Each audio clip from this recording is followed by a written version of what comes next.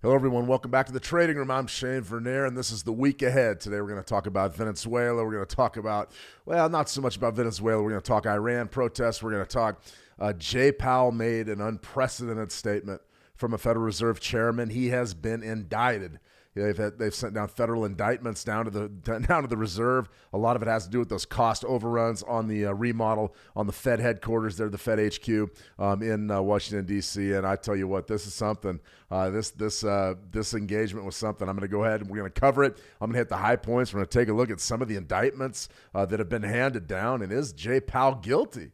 Are they actually going to physically remove somebody from being the Fed chair? This was really unprecedented stuff. We've never seen the government in any capacity go after the Federal Reserve. It's brand new. We're going to cover that. I'm going to bring in a couple of questions up that are probably going to be controversial, but we have to ask them. And if you followed any of these live streams for the past year, I have been one of the biggest critics of that September of 2024's rate cut. I felt it was politically motivated the entire way. We're going to cover that. I'm going to show you what I mean and why I think we have evidence that's exactly what happened. So we're going to look at that. Iran protests. There's a potential regime change brewing in Iran, potential U.S. intervention. This is going to be really something to watch as this week unfolds. There's a lot going on. Venezuela market is still fluid. We don't know what's going to happen down there. And then also we've got some big-time news events coming our way this week with U.S. CPI, retail sales, a lot going on. So if you haven't traded yet this year, this week's probably a great week to be doing just that. You can see that we had sort of a big negative open on Wall Street, but no worries. We're dialed in and ready to rock and roll. You got a nice rebound. The key here is volatility. We've got a great comment right there from Eyes Hazy over in YouTube land. Hello, another big candle day. Yeah, it is. The markets are all over the place. We've got to do a trade update on our US 30. We've got a trade idea that's coming into play. 50,000 is coming into play for the US 30. We're also going to look at US oil. We've had a couple of real almost but not quite on getting our entry point. That 60 area is really getting a lot of compression between 59 and 60. A lot going on. As always, we're going to do a little Forex blitz towards the end of the session. I'll take any and all markets that you want to look at, and I also have a few cross pairs that I want to hit that we typically don't analyze, but we're going to go ahead and do that today. So I want to welcome everybody back. Yes, sir, good to see you. Let's see, Eyes Hazy, good to see you. Tina Jean, good afternoon, good evening, good morning, wherever you may be. I'm feeling pretty good for a Monday. Not too bad. Nice weekend break. I am ready to go this year. I'm absolutely ready to go. Charged, rocking. Let's do it. Let's see. T. Marina, happy Monday. Happy Monday, T. Yes, sir. He ain't giving up the chair, so they got to play dirty. I don't know. He might have played dirty first. We're going to talk a little bit about all of it, though. If you have any questions, be sure to ask him. Now is the time to do just that. Let's see, Tuku. Welcome over the How to Trade community. A lot of familiar faces here, longtime traders. Tuku, Lita, always a pleasure. Lita, Ralph H., Andrea Garwell, good to see everybody. Bobby Bob, hi, Coach. Welcome back. New week, new execution. Couldn't have said it better myself, Bobby. Absolutely. Let me see Jason. Good to see you, Jason. Welcome. Good afternoon. All right. Okay, guys, let's go ahead and get right out to price action here. We've got an interesting chart developing here. Big round number 50,000 in the US 30. In my view, that's one of the biggest, roundest numbers that's on the board. And if you remember, we had a trade last week. We talked about it, this level being very, very important. Remember, if you get our trade ideas, you can check them out in the How to Trade Trading Room. You can find them on the How to Trade page on LinkedIn if you're on LinkedIn. You can also check me out at ShaneV_Trader over on X. I posted all there. And then also, if you go ahead and follow me in the How to Trade Trading Room, it goes right out to your email. So right here, U.S. seizes oil tankers, key level for the U.S. 30 coming up. So right now we're looking at that 50,000 level as being a potential area of two-way action. And a lot of times everybody wants to say, okay, are we bullish or are we bearish? Are you long or are you short? Are you selling or are you buying? And I said, sometimes all we have to do is identify where the action's going to be, and then we're going to have an opportunity to capitalize on that action. I call it friction. We're going to see friction at 50,000, buyers and sellers. And that essentially, that's what price is going to look like. It's going to go up. It's going to go down. It's going to go up. It's going to go down. That's going to be an area of choppy or sideways trade. I would be shocked and appalled if we do just break right up over 50,000 and trend higher. If that is to happen, there's a major fundamental event that brought that about. I don't think that's going to happen, not at all. I really do believe that our sell right in front of 50,000 is just an absolute banger of a trade. We're almost there. We're looking right now as the crow flies, or that's what they say out west, as the crow flies, the distance between 2 points, the shortest is a straight line. Well, I mean, as the crow flies from here, you're going from 49.5 right up to 50,000. All right, that's 500 points. Typically, we're not going to see that big of a move directionally, at least probably not in the late session. So I'm watching tomorrow's CPI figure. If it comes in a little lower than expected, you're probably going to get a shot at that 50,000. So definitely want to take a look at that level. That trade idea is definitely on the board. Another one that we have on the board right here is U.S. oil. Now, I talked a lot about 60, and we're talking key levels because they're very, very important, especially early in the year. Right now, the markets are establishing the tone for what's going to happen the remainder of the trading year. Key level at 60. I'm very bearish U.S. oil. There's no question about it. Be that as it may, we've seen bids the last 3 days. No question about it. We were about the 7th of January. We were down there about 55.76. I pretty much figured we were going to take out the last year's low, which was down there right around 54.98. In U.S. oil, I was looking for that to crash. And now you sort of got a 3-day march that has coincided with potential regime change in Iran. So we're going to go ahead and look at that as being the market driver there. But what we have now is sort of a little bit of compression right ahead of 60. So I'm a long-term oil bear. Right now, the reason why is you're starting to see U.S. production come online. You've got a potential to really ramp up production out of Venezuela now. And also, if the regime does fall and there is a regime change and the folks that come in are friendly to Western powers, essentially what you're talking about is that much more oil hitting the market. Now, Iran is a big deal for a lot of reasons. We're going to cover those in just a second because it sort of is complex. But as far as crude oil goes, we were looking to sell right around 60s. It's been a close shave. 59.89, I believe, was our sell. Even 59.94 would be acceptable. Last 2 days high, right there, 59.77, and then 59.80. So that's what we call a failed auction. What happened today? The bidders came in. They tried to bid above Friday's high, up there at about 59.78. You got a little bit of a rally of about 2 ticks, and then a big reversal. That's what we call a failed auction. That's when the market tests the waters, say above a key level, like a previous day's high, like a previous week's high, month's high, yearly high, and then completely reverses within a few ticks. That's a failed auction. That really goes to reinforce exactly what I'm thinking towards the bearish part of this market. A lot of sellers in there, but we can't ignore the current geopolitics and how we are seeing civil unrest start to drive energy prices a little bit higher. Fascinating stuff. You've also got the dollar index off a little bit. This week on our Switch Markets newsletter, you're going to go ahead and you're going to get analysis on U.S. oil, UK oil, natural gas. Energies are big. The Iranian situation is playing huge in the energies markets. And then we're also going to talk probably about a little, we're going to pick a pair. I don't believe it'll be a commodity dollar, but we'll probably pick a couple of our Forex pairs to analyze as well. That's going to be out on YouTube tomorrow for the U.S. session, so check that out. Or excuse me, for the UK session, go ahead and check that out over at Switch Markets on YouTube. Get you up and running with our picks of the week, our hot picks. So let's see. We got a question here, or we got a comment. ABD, good to see you. ABD, welcome. Eyes, I thought it would hit 50,000 today with all the volatility I saw in gold. Gold's all over the place right now. Silver has exploded.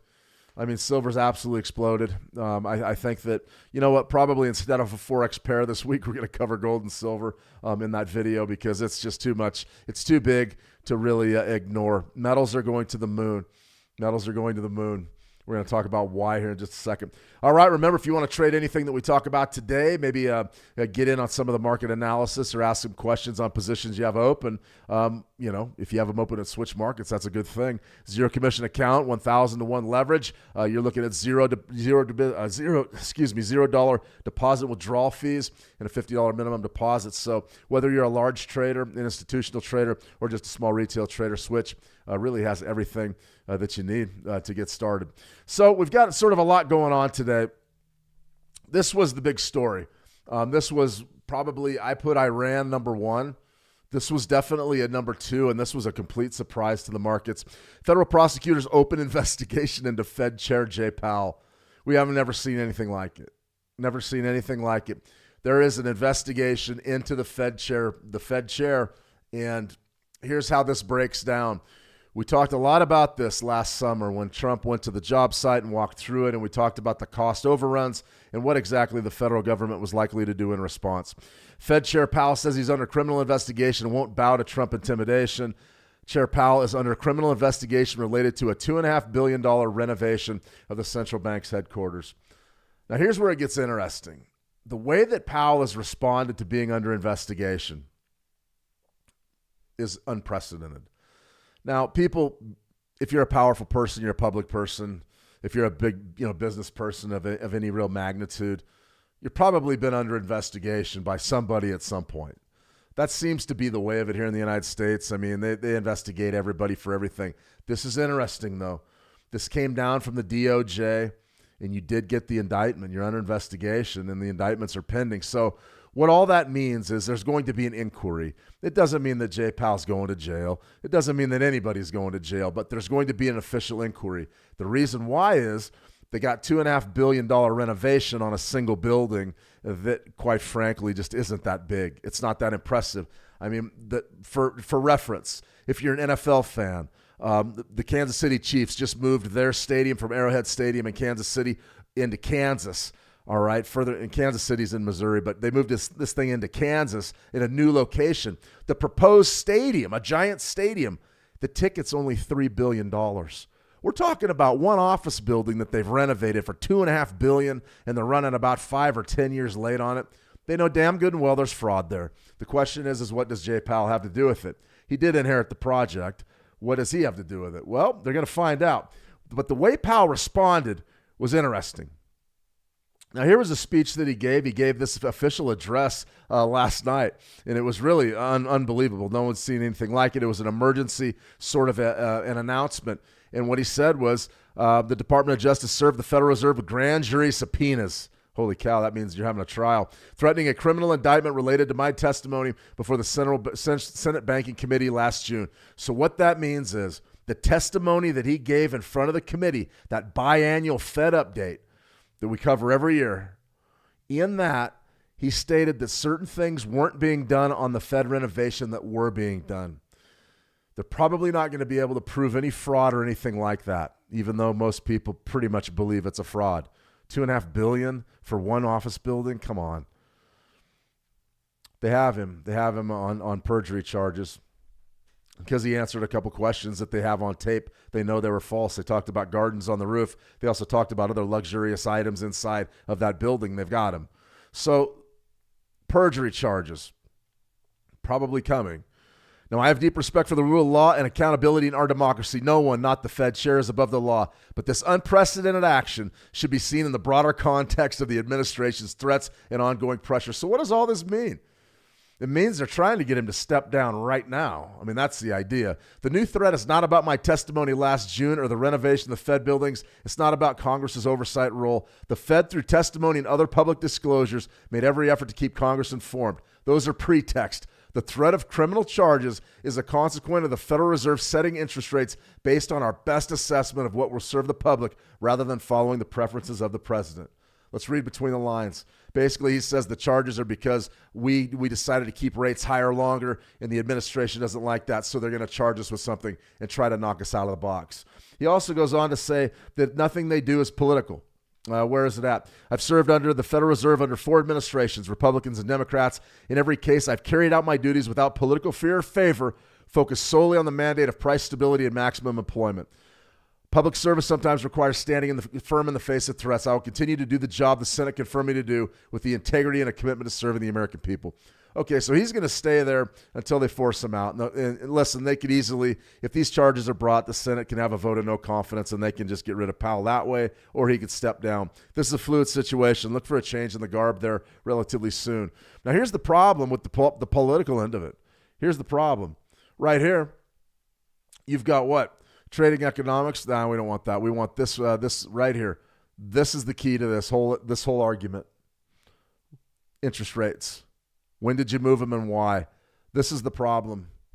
The interest rates were raised until about July 26 of 2023, where they were held pat for about a year, over a year. They hung at 5, right? 5.5. All right, that's great. They were worried about inflation being persistent or entrenched. That makes sense. The half-point rate cut in September of 2024 was right before the U.S. election. U.S. election was in November. That rate cut right there was 0.5%. Went from 5.5 to 5. Flatlined in October. Boom. Cut it again in November. Okay, those are dramatic rate cuts. December, November, December. Theoretically, the December one and the November, I believe, I can't remember what day election day exactly was, but those are pretty much after the election's already been decided. Those two, or that one right there. So what's my point? My point is this. You're going to have a real hard time explaining how a half-point rate cut, after holding rates firm and raising them for the past couple of years, you get the first big half-point rate cut, about what? A month out of an election? 2 months out of an election? Then what happened in 2025? Put your thinking caps on. What happened to inflation in 2025? That rate cut is suspect. No one expected it at the time. They thought it was hyper-aggressive. It was hyper-aggressive. And what that was designed to do was potentially boost your economy, economic growth going into the election. I don't see any real way around that. So that's really what this is all about with Jay Powell. This is about his unwillingness to cut interest rates down to where the administration believes they need to be. Now, here's the thing. I don't necessarily agree with the administration on this one. I think inflation is entrenched. It is hot. You're not going to be able to restore any sort of pricing stability without higher interest rates. They don't want to do that. They want to cut these things down to 2%, and they want to get the economy firing on all cylinders and generating jobs and economic growth for political gain. Essentially, that's what you're looking at there. There's a case to be made for that. There's also a case to be made for higher for longer to try to get prices down on consumer goods. Honestly, we're dealing with COVID-19 fallout. There's no way for us to step up to the plate and say, this is 100% what we need to do.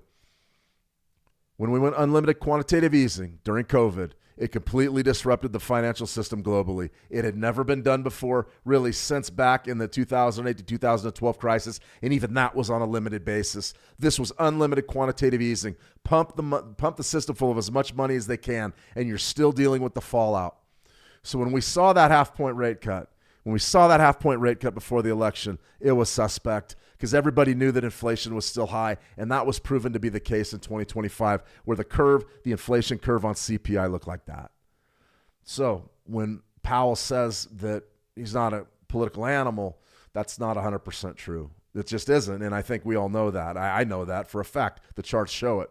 So where do we go from here? Well, if Powell stays in and you have a smooth transition at the Fed, you're probably going to get interest rates are going to stay right where they're at. I mean, you can see that he's angry now. They're not going to cut interest rates this month. They may not even cut them in March. So the question is, what happens at that meeting in May? Well, they're going to have a new Fed chair by then. Then you're going to have potentially a robust move in the markets that really is dependent upon what the new Fed chair does with interest rates. If you see a dove come in, you could see somebody come in and cut by a half, 3/4 of a point right away. And the reason why, they will argue that, well, we've been too slow for too long and we have to get aggressive. I know that's a conversation that's well outside of just looking at charts and picking price points and showing key levels. But if you understand how this Federal Reserve transition is going to move forward through Q1 and Q2, it's going to give you much better insights into what's going to happen with the U.S. dollar and potentially our risk assets. If they get Powell to step down sooner, your rate cuts are going to come sooner. More than likely, that type of news is going to boost things over the intermediate term. Now, the day that Powell steps down or is swapped out for a new guy or a new lady, that day is going to be crazy. I don't know what's going to happen the 12 hours after that, but like a week later, like 2 weeks later, you're going to start to see the beginnings of what will be a new trend. And the trend's going to be in cutting interest rates. That theoretically is going to send U.S. stocks higher. It's going to send the dollar lower. And things like crypto, the crypto is probably going to rally. Cheaper money typically is good to good tech. Good to good tech, good to big tech, excuse me. All right, I got a couple questions, and then we got to jump in and do some market analysis. Any markets you guys would like to look at, I'm all ears today. We also have a couple of bond sales that we'll look at today, and then we'll close probably by looking at the Iran situation and maybe some commodity dollars. Let me see, 512 Eli, when Powell speaks, I get paid. Past inflation, now it's stagflation. Yeah, the inflation's going nowhere, Eli. Inflation's entrenched. The big question now is what do you do with your job situation? What the Trump administration is going to try to do is cut interest rates down to nothing. They're going to cut them to 2%. The idea that people are going to make more money and there's going to be more jobs, so the inflation won't be as noticeable. That's exactly what they're thinking. That's what they're thinking. So will it work? I don't know. Maybe not. Let me see. Stephen Market, if I had known about the Powell indictment, well, it's a DOJ inquiry. So basically he's been subpoenaed. And typically grand jury subpoenas come before the indictments. He mentioned the indictment in his statement. So they're going to indict him, it looks like. Let me see. If I had known the Powell indictment, I would have had a better day trading the Euro USD. Do you use Google News notifications? No, to be honest with you, I just, to start my trading week, I get in front of the screens, and about, 3 o'clock on a Sunday afternoon, I'm looking at the key news items. And I saw that one yesterday, and I said, Powell's going to speak today, huh? Wow. And so I figured there was something that was sort of an emergency, definitely. Let me see. Ralph H., excellent analysis of the Fed share situation. I appreciate that, Ralph. May not be 100% right on this. It's very difficult to know what these folks are going to do, but I think it's going to be one of the biggest springs we've ever seen with regards to monetary policy. You can't say that because of COVID. Okay, COVID's going to be the biggest one ever. This one's going to be interesting, though. It really is. That's for sure. Don't count the dollar out yet. Could be Eli. Right now I'm seeing 98 on the dollar index. We'll have that in our weekly newsletter as well, breaking that down all morning. Let me see, Steven, can you check out the Euro USD on the 4-hour, 15-minute chart? I'm interested in your opinion. Absolutely. We'll do that. And then market scan. Yes, sir. Market scan for the dollar, please. The yen is just looking bullish. Dollar yen. Yeah. Okay, let's go ahead. We'll start with that Euro USD. We'll get back out to price action here. And don't worry, we're going to cover metals and all the goodies. But it should be an interesting type of a week for really anything you want to trade. Okay, daily, nice big bounce, and you can see what happened right there. Essentially, Jay Powell's statement just shook the foundations of this pair, just like it did with most Forex pairs, and it really is a dovish market driver for the USD. There's no question about it. In any case, let's go ahead. You want the 4-hour and the 15. As far as the 4-hour chart goes, I'm definitely interested in the bid right there. So like there's your spike low, there's your spike high. What do you got right there? You're digging in at 38%, 116.70-ish, somewhere right around there. I mean, pull up the handy dandy paper trading account and go ahead and just fire away, basically, mark it, buy it. And now I'm not telling you to buy it. that would be a trade I would consider definitely bidding that thing on a 4-hour chart. And the reason why is you've got sort of a nice big run up that began in earnest yesterday. They're right there. Boom. There's Friday's close. There's the open yesterday. And you just sort of rallied. And then there's your big correction on the U.S. Open. So is this correction going to be real? Is that the beginning of a downtrend, or do you think we're going to bounce? I think we bounce. I mean, it's really difficult to build a hawkish, bullish type of thing for the dollar right now. Jay Powell is what he is, but one thing he sort of came off as a hawk. They held interest rates at 5.5% for a year. All right, that's what they did. And the dramatic rate cut, I was scratching my head at the time. I said, what are you guys doing? Prices are still at, astronomically high. That's not a bad play right there, though, on the 4-hour chart. As far as the 15-minute chart goes, if you were going to look at a 15-minute chart, this is a good look at our 920 EMA crossover that we're going to, we'll probably be trading that maybe a little bit tomorrow at CPI Live. So right there's your 15-minute chart. You really don't have a whole heck of a lot here. You have sort of a crossover right there. You'll notice that we get a tremendous amount of dojis on the crossover. Right there. There's your crossover. There would have been your signal. You'll notice the doji pretty much means we're not going to get a chance to see our gold or our purple. So when they're dojis, something like this. Very interesting though. So there was sort of your cross under, and that developed going into the U.S. session or mid-U.S. session here. Interesting stuff. Really, right on the U.S. Open, you get that crossover and a nice sell-off. To me, I still really like that 4-hour Fibonacci retracement play that we sort of outlined. You can see this is sort of an interesting zone. Maybe if we get a nice hammer to set up here, potentially maybe a bid rolling into CPI. But remember, Stephen, if you are trading this, you're definitely well advised to be aware that U.S. CPI tomorrow is going to determine everything with regards to the U.S. dollar. So be very careful there if you're diving into the Euro USD. As far as the 4-hour and the 15-minute, though, 15-minute really has nothing unless you sold back here so right after the U.S. Open. But on the 4-hour, more than likely you're holding a bid, and that really represents trying to get sort of long against the USD, with the biggest pair on the market, which is the Euro US dollar. That's the big one. It's one everybody trades. Tight spreads, all of it. Let me see. US dollar, Japanese yen. Yeah, sure. Let's go ahead and look at the dollar yen. So right here, if you're looking at a 4-hour chart, it's just sort of a pennant. We got a new day, new week. Let's do some new analysis. Let's take a big step back. I really haven't broke down the yen from a macro perspective in a long time. A couple of things that I would be looking at here. Key levels, right? Key levels are everything. That right there is your January 2025 high, which is right there at 158.88. So that theoretically is last year's high. Well, it's not theoretically. It is last year's high. So last year's high is going to be what right there at 158.88. So something like that. We're going to dial that level in and not forget where it is. Typically, you see two-way action right in front of and behind yearly highs. So right now, what we have on the monthly is a nice run-up, sort of a real compressed December. That shouldn't surprise anybody. Compressed Decembers really mean holiday trading. Our ranges are small. Everything just not really a goer because a lot of folks are out of the office. They're not taking trading seriously in December. That's okay. Right now, we're taking it seriously. There's a lot of traders in the market, and they're determining what they're going to do for the trading year. So if we look at something like this, where you get the big break, 158.21, right there, you've got that last year's highs up there at 158.88. Probably going to be looking to scalp right in front of that. But once 158.88 breaks, then we're going higher. And then we're starting to look at this old school swing high from July of 2024, which is somewhere right up and around that 162 area, 161.95. So a lot going on here. If I was looking at this, and looking for trading ideas, 162 would definitely be on my radar. 161.95, that top right there. But there's one other one that a lot of folks are probably going to ignore, and that's going to be 160 flat. It's a big round number. You'll notice that we traded it heavily right back here. This one went. We got the big sell-off back in April of 2024, and then we got compression right in there. So you want to be very, very careful around 160. I don't think we're going to see a clean break past these levels. I'm very surprised that the dollar yen is still bullish.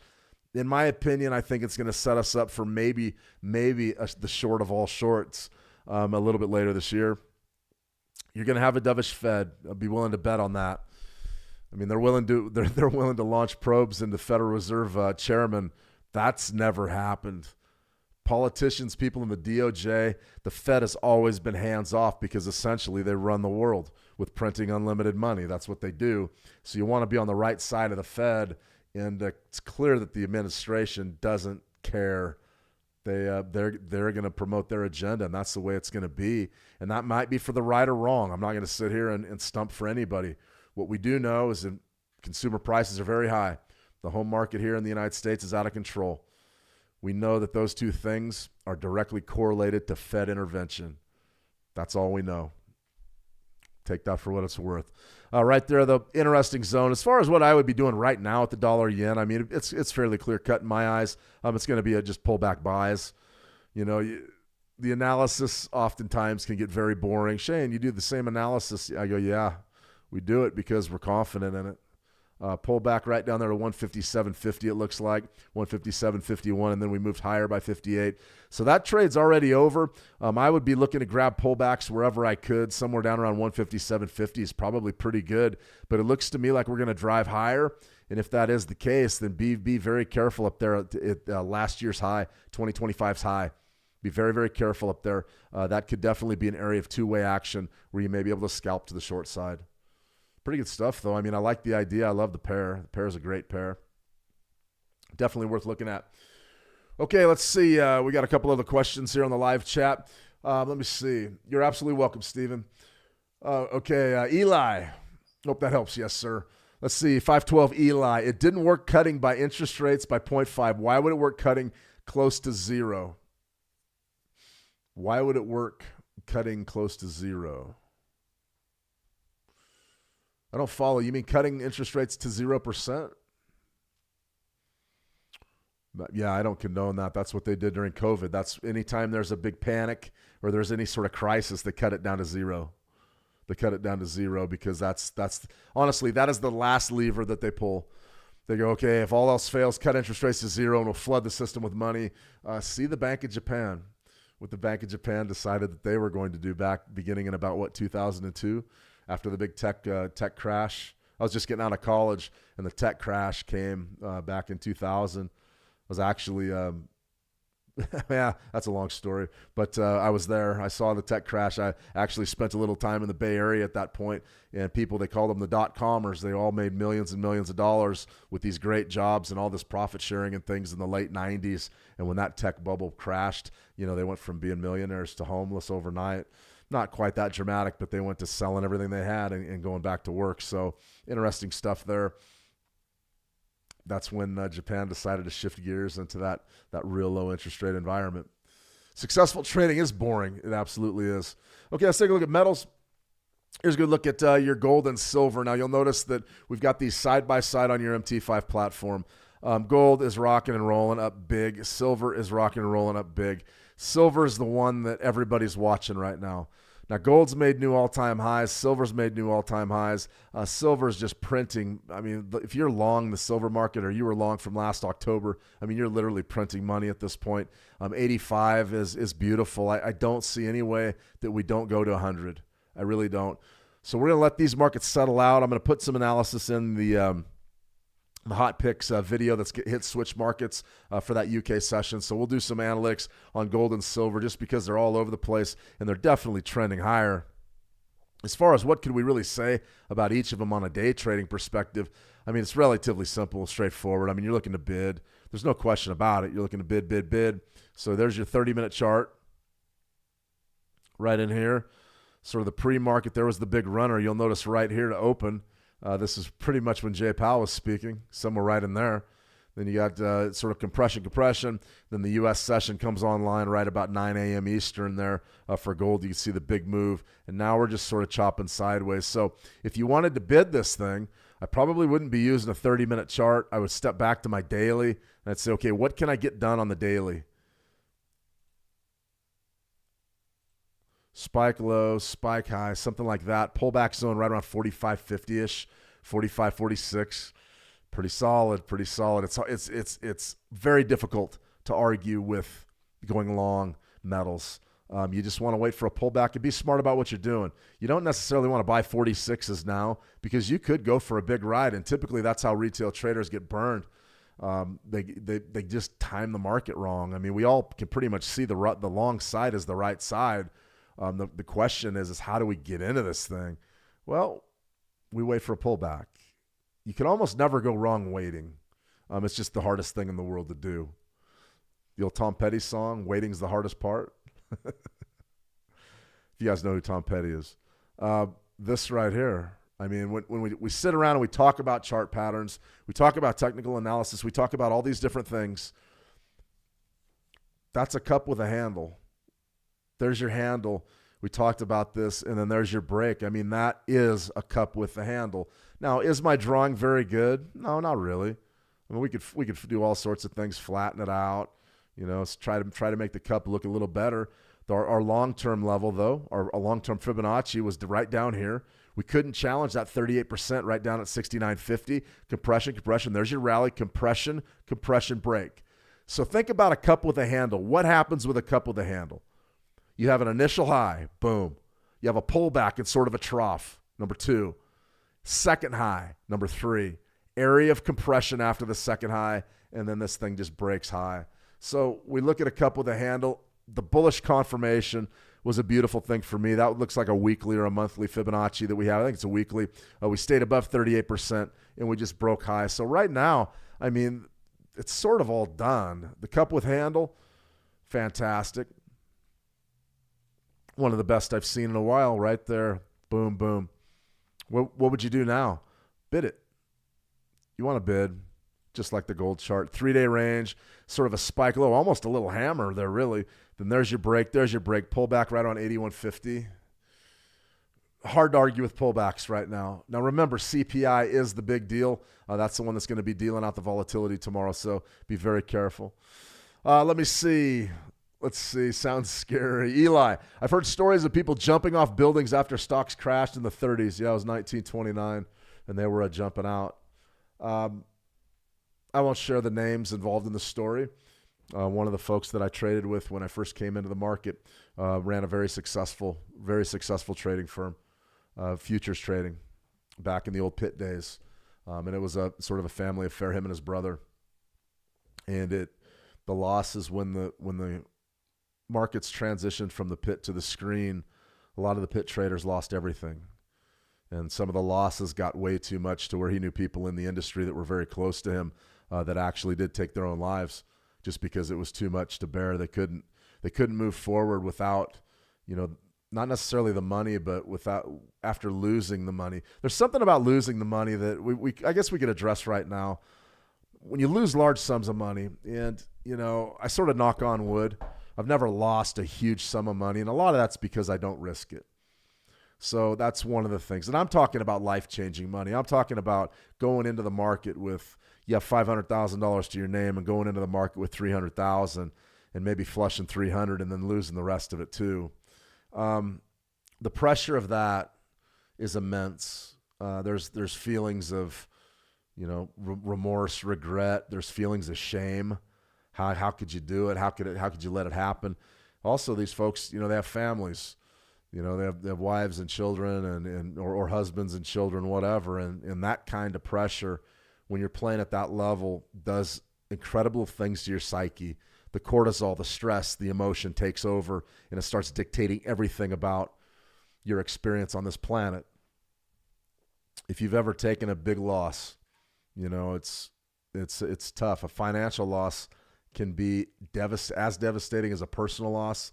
In some cases, more devastating. I've talked with a lot of traders over the years, and I've heard several of them just really talk about the shame of blowing out their account. I feel ashamed.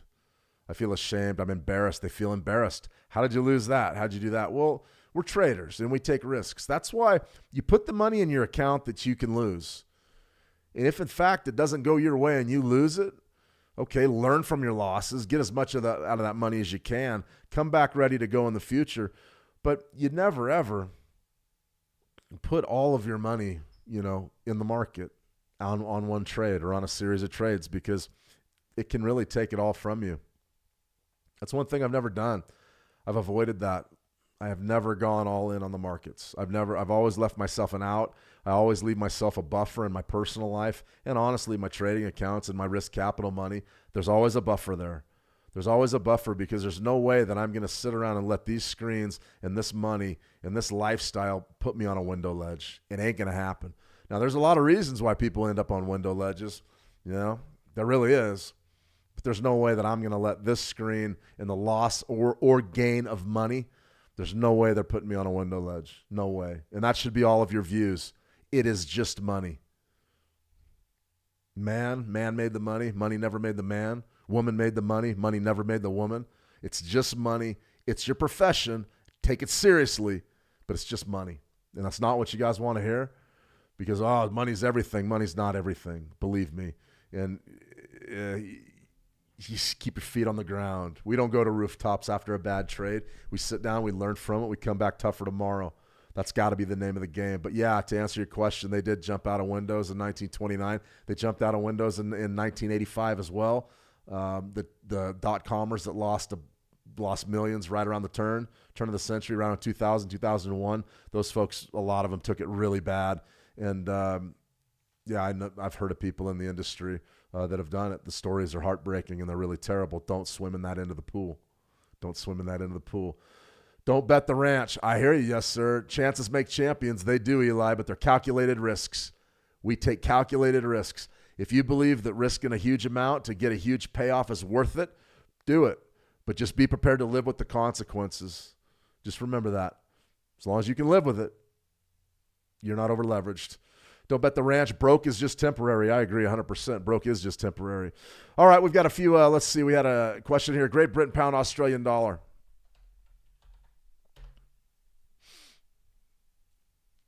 too flat. That was the name of the game. I think we covered this one not too long ago.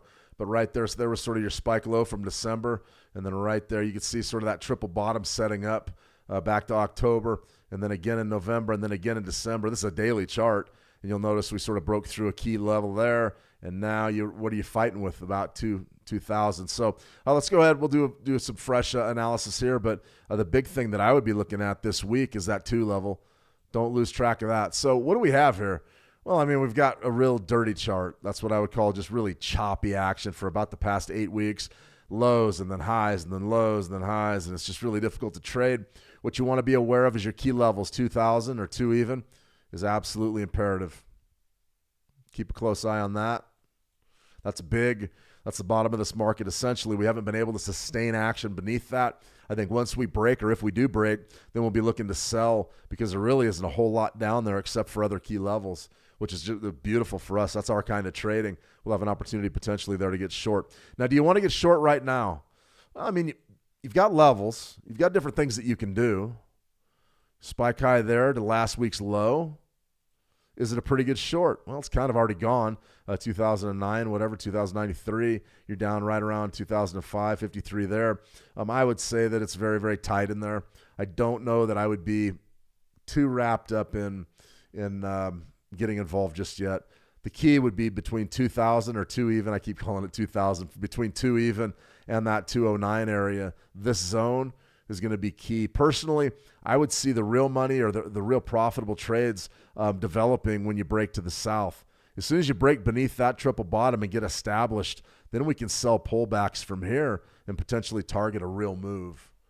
That, to me, would be probably my game plan going into Q1 here, at least with this pair.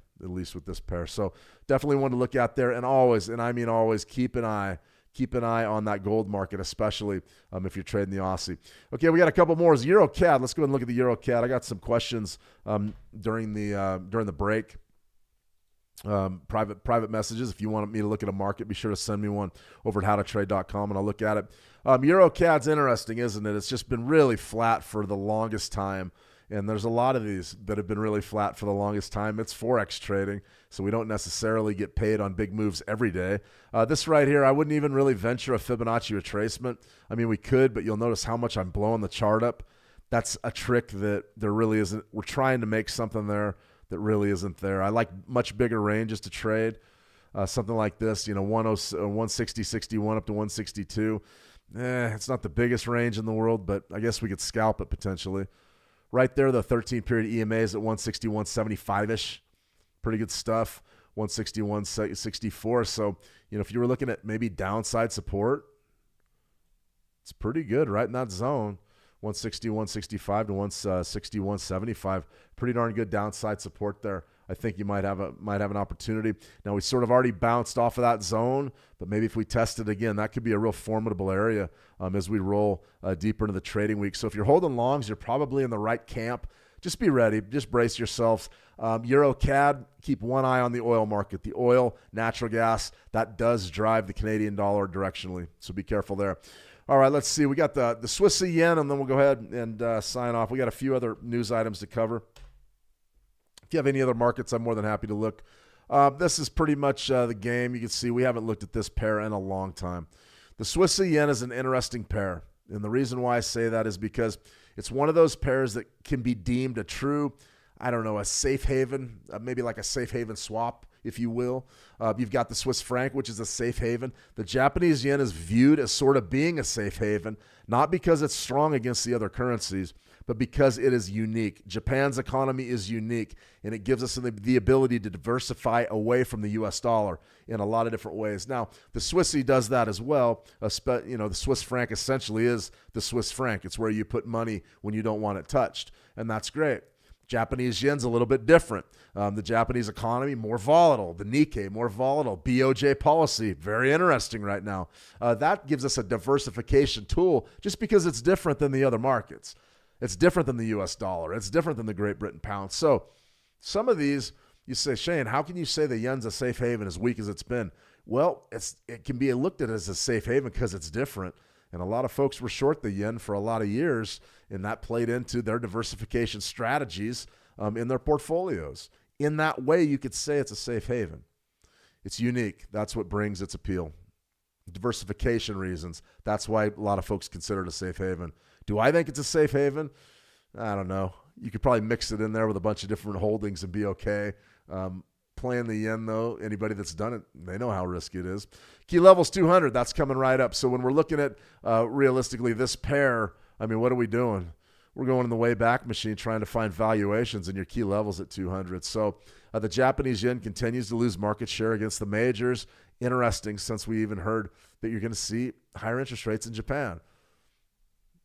Trends up, no question about it. You definitely want to be looking to bid this thing if you get an opportunity to do so. So something like this, very flat, nice, sort of an interesting range here.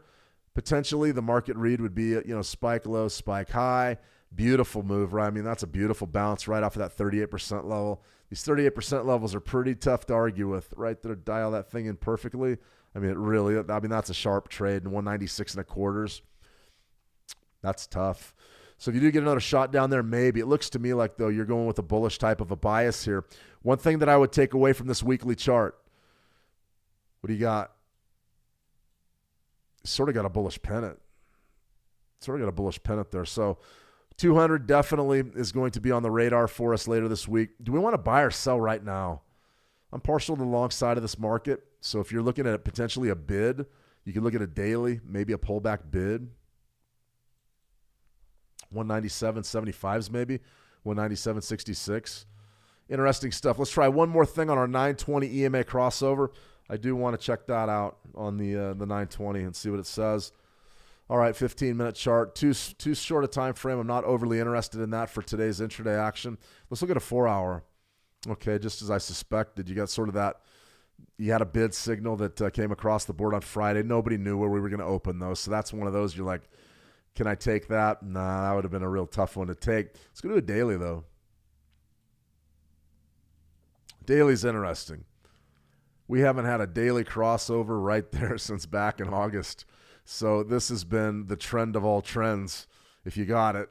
Do we want to make another leg up on this one?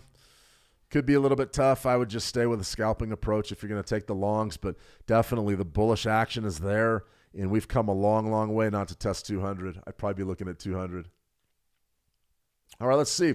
All right, one more market, and then we'll hit a few fundies and call it a day. Great Britain pound, Japanese yen moved up. Can we check the next move?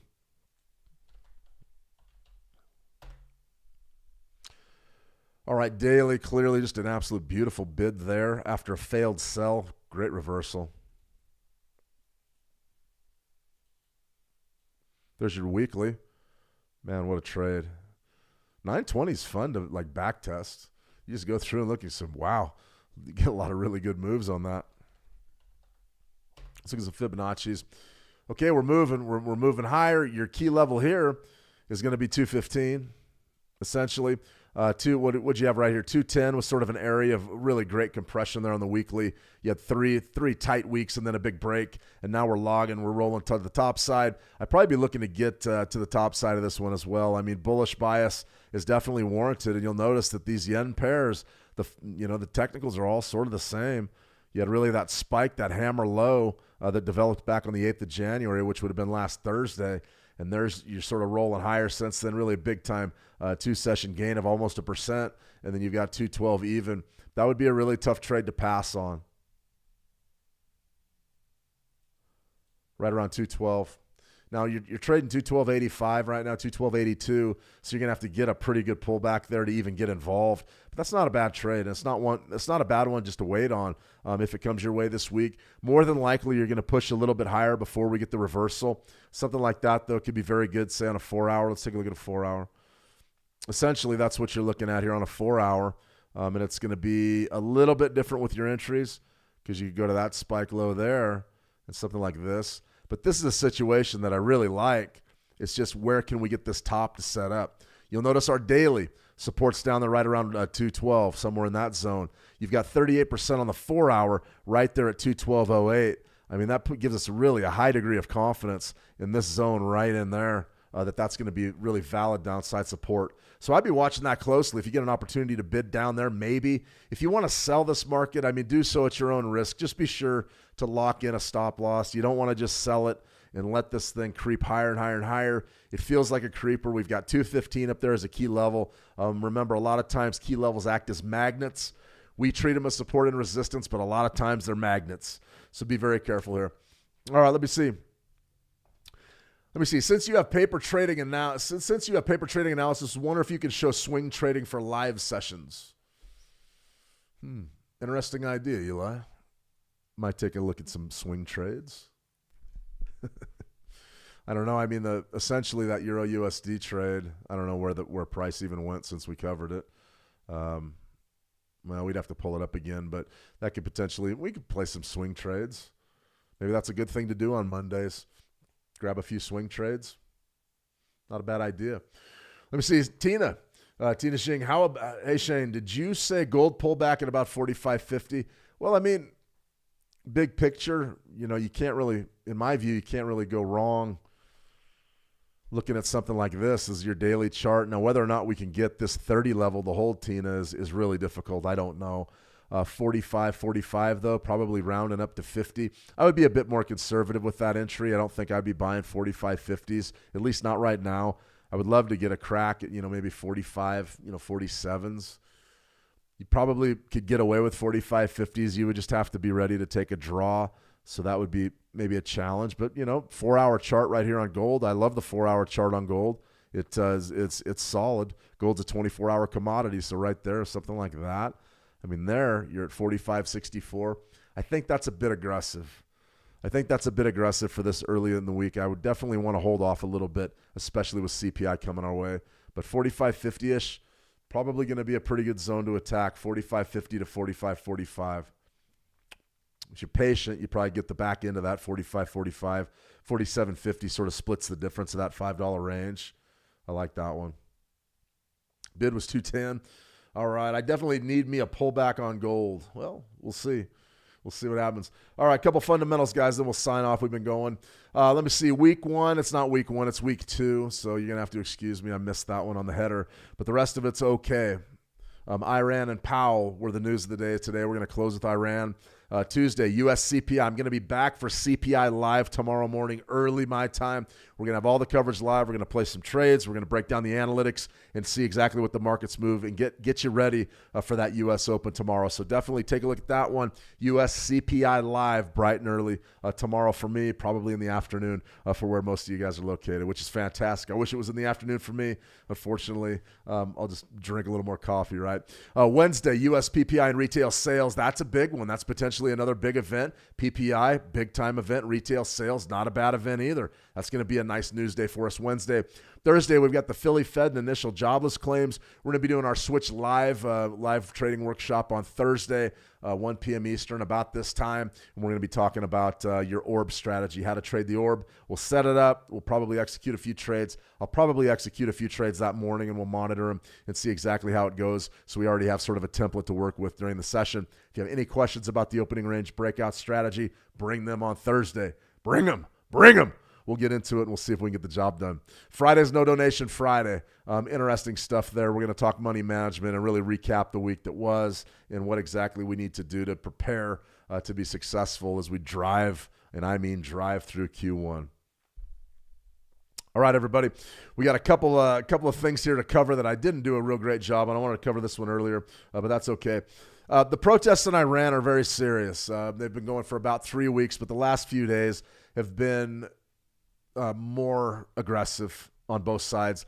Now, we've got reports, Human Rights Watch, I believe, said 500 dead, 10,000 have been incarcerated there in Iran. The government typically treats these things with an iron fist and authoritarian type of an approach. The difference this time is Trump threatens a strong military action against Iran as protest deaths rise. You're probably looking at more airstrikes there at least. The question is the regime in Iran going to be removed from power? Are you going to see a regime change? This is historic stuff out of Iran. These are probably the largest widespread protests that I can ever remember seeing in Iran. Iran is one of those places where protesters are typically met, like I said, with an iron fist. And so this stuff doesn't get off the ground as big as it is right now. A lot of people would call it a revolution. Maybe it is that. It looks to be that. So we're watching this closely. Trump has already pledged that any violence against the protesters was going to be met with a U.S. response, probably going to be airstrikes. You've got the Venezuela situation. You've got Iran. You've got civil unrest here in the United States. If you're watching this in the States and you've seen the news, I mean, you know exactly what's going on pretty much in every metropolitan area right now. That's also a market driver of a little bit of angst. So a lot going on in the geopolitical landscape. As far as the Iran situation, I'm watching that one about every 10 minutes, every 20 minutes, every 30 minutes, because it feels like something's going to break there. Big picture, energies are on the front burner. We'll put the video out later. You'll catch that for tomorrow's UK session, and that's going to be over at Switch on YouTube, Switch Markets on YouTube. We're going to do that. I'm going to cover it a little more in depth there. Our newsletter, our Switch Markets newsletter has all that as well. I just did a write-up on it. So there's a lot going on there, but the big thing to take away from this, the Venezuela situation and the Iran situation, is oil. And Iran is potentially a big deal, getting those oil exports back onto a global marketplace, but also security in the Strait of Hormuz. We'll talk more about this as the week goes on. Strait of Hormuz is the primary shipping lane out of the Middle East for oil exports. And anything that threatens that strait, we talked about this last year a lot, anything that threatens that strait to be closed for business could create a potential shortage on the global oil markets within just a few weeks. So there's a lot going on here for energies. There's no reason, no question that that's going to be some of the biggest, best trading that we're going to see is going to be in commodities. Gold and silver are unbelievable right now. Natural gas is up 7.5%. I didn't even talk about gas. Natural gas is up big. Crude oil sort of flat, but a big daily range. And you've also got gold. I mean, it's just it's all coming together for 2026 to be the year of the commodity. We'll see how it goes. All right, everybody, I'm going to go ahead and sign off for now. We have plenty to chew on here. Watching J. Powell closely, watching Iran, watching Venezuela, watching the civil unrest here in the United States, Minneapolis, Portland, Philadelphia all of a sudden. So there's a lot going on here. We just have to stay tuned to the news, but we fall back on our technicals and really our discipline on how to engage these markets, reach in and take what we want, and then go about our business. That's it. A lot of confidence from everybody. Confident mindset. Game plan for today. We're ready to rock and roll. We're ready to get going. We know what's coming our way. Volatility is coming our way. We know what we have to do. Let's do it. All right. Good session, everybody. Thank you for joining me. Tomorrow, CPI Live will be back not too long from now. So bring any and all questions tomorrow, and I'm going to go ahead and have some trade ideas lined up, and I think we're going to get after it. All right, everybody. Have a fantastic trading day. Trade the action well, and we'll talk soon. See you.